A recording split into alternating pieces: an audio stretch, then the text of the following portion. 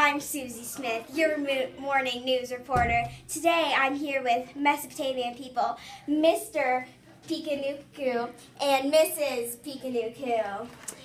Today we will be interviewing them from the Mesopotamian age.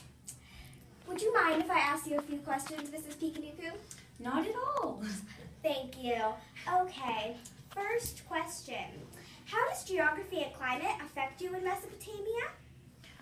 For me, it's a bit helpful because I use the river's mud that it leaves behind, and I fill it in this bag, and I bring it home, and I can make pottery, and I can make whatever I need to use with it. Great, okay. And as a follow-up question, is it hard sometimes to live out there? Yeah, it's pretty hard since I'm a farmer. Sometimes we can't predict the floods, so my crops get flooded. Thank you. Okay. So, Mr. Tikinuku, I hear you're a farmer. So, how do you keep your crops alive and watered?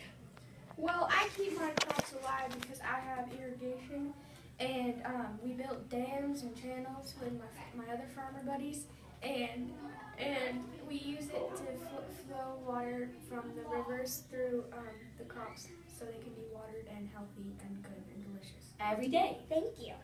Okay. Actually, would you mind if I ask you one more question on what do you grow?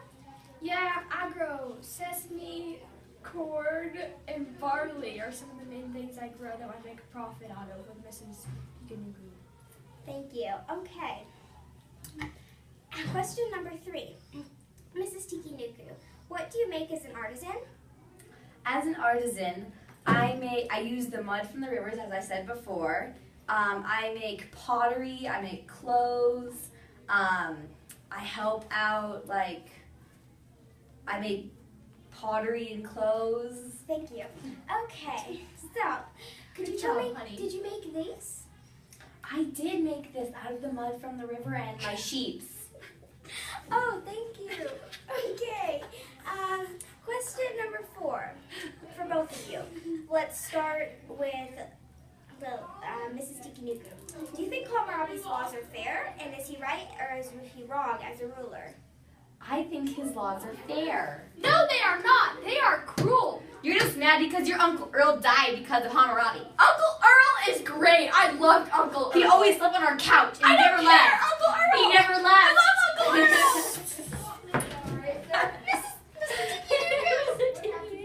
Okay, back to me. We'll continue here. So, could you explain to me why they call it Mesopotamia? Mesopotamia actually means between two rivers. I took a chill pill.